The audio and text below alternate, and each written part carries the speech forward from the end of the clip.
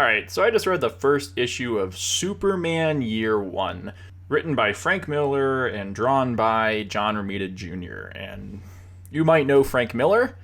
He's responsible for Batman Year One, Batman The Dark Knight, some of the greatest Batman stories of all time. He did Dark Knight 2, and that was horrible. And then he did Dark Knight 3, and that was okay. And now he's tackling Superman's origin in Superman Year One. And this book is so unintentionally funny. It is absolutely ridiculous. So the story is like basically Clark going all through high school. He starts out as a kid, and then you start to see him grow up, and then he learns how to fly and all this, yada, yada, yada, yada, yada. And it's fine. It's an okay issue. But there's so much weird there's so many weird things happening in this issue. It's absolutely ridiculous. All right. So, starting off, the Kents get Superman. Superman crashes onto Earth, right? And his mom sees him. And she says this line, those eyes, it's like they've seen worlds upon worlds. Like they can see right through me. Which is phenomenal writing, by the way. So, I'm not like an expert on writing, but like, I think the key thing with metaphors is that you try and you compare two different things, not like just say the thing that they are. So that was a lot of fun. The way people talk at this issue is kind of funny. All right, so Martha Kent has a line, which I guess kind of makes sense for Martha Kent. She says, "He favors figs," which even in context is stupid. Superman's dad is like, "Oh, he likes like peanuts," and then she's like, "He favors figs." It's something else. A lot of weird stuff happens here. What else happens in this issue? Oh yeah, Clark. All right, so Clark, as he starts to go into high school and learn his powers and stuff, right? He starts hanging out with like a lot of like the the less popular kids. Like he hangs out with a goth kid and like a kid who's like not really smart. And they're all hyped up as like friends. At least that's what the book tells us. But then his friend just stabs his hand. He's like, "Nothing ever affects you, Superman." And he stabs him in his hand, which is stupid. It's like we see him like now and again, but like I'm like, is this Superman's friend? He just stabbed him in the hand. This is weird. So that kind of stuff happens, but then Clark gets more popular. He joins the football team. Like this issue is so long. It is ridiculous. You see every single aspect of Clark Kent's childhood, right? There's this one scene where like he and like Lana Lang are getting together, and then he leaves or something, and he goes behind a bush to pee. You didn't need to include that. Why would you include the detail that he went specifically into that bush and went pee? You don't need to. It's like it's just weird. Like you don't need to put that in the issue. It reads fine without it. It didn't add anything. I just thought that was hilarious. What else do we got here?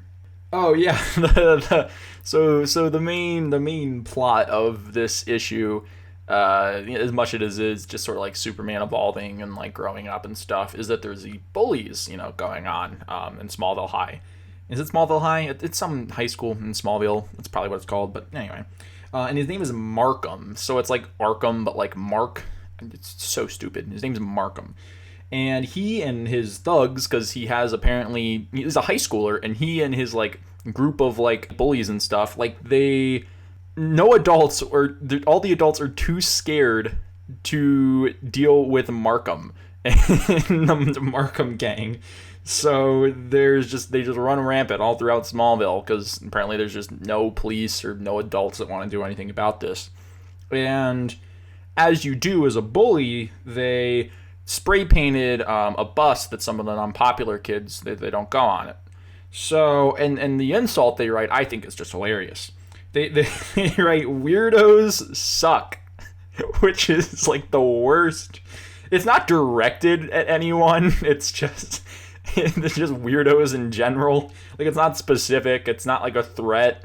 Just weirdos suck, which I thought was, amazing. I think what's so funny about this issue is just like John Romita Jr.'s art is just like it's not horrible here. He's done worse in the past, but like it's so just a little bit off that every scene is just like kind of funny to look at. Like the characters' face and their expressions, they're just like not at all natural whatsoever. And like it just, there's so much happening here. It is, this book is not good, but like this book is so much fun to read because Superman just, he starts off, he beats up a bully, and then he has a conversation with his dad, and then he and Lana make out, and then he goes and he studies, and then he joins the football team, and then he learns how to fly, and then he does this, and then he goes farming, and there's so much happening here.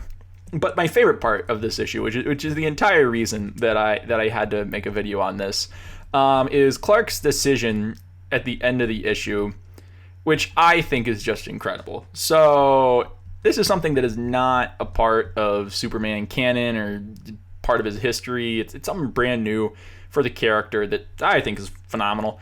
So at the end of the issue, Clark's like, yeah, I'm not really fitting in with humanity. I need to learn stuff. I need to get out of Smallville. And his decision is to join the military, which it's fun. I don't know what part of Clark's brain was just like, oh, I gotta join the military. Like, it's like, you don't need to include it. It's not part of his past. You don't need to include any of this issue, by the way. This issue is just full of stuff that doesn't need to happen. But why join the military? Like, that's his grand scheme. And his parents are like, okay, I thought you were gonna, go to college, but, that's why he's like, I gotta learn how to use my powers. I need to know what to do with them. I need to learn respect. So he's like, and he's so excited about this. Like, he is so passionate about just going to the Navy and joining. Like, the last page, you see him like out like the bus window, just like, yeah, I can't wait to join the military. And it's strange. It's not what Superman's supposed to do. So, Batman Year One, like, it retold Batman's origin, but like it didn't change really anything about it. It's sort of just like streamlined it into something that was really, really enjoyable. But this is definitely a departure from Superman's origin. Like, they never say anywhere he didn't not go to the military. It's just you assumed he didn't do that. So I'm so excited to see where this story goes. I don't know if the next one's gonna be like 50 some pages or whatever the heck like this one was, but I sure hope so, because this book's amazing. If you aren't reading Superman Year One right now, you're missing out, because this book is so much fun. It's not good, but it's so much fun. So definitely check this out. I think if you compare this to like the amount I enjoyed reading Batman Year One versus the amount I enjoyed reading Superman Year One, all right, no, it's still Batman Year One. That story's just really, really good. But this is just impressive. So go check this one out. Let me know in the comments how you feel about Superman Year One. Maybe you hated it because it's kind of bad objectively, but like it's just really funny. So let me know in the comments. Like, share, subscribe, all that stuff. I'll catch you guys next time.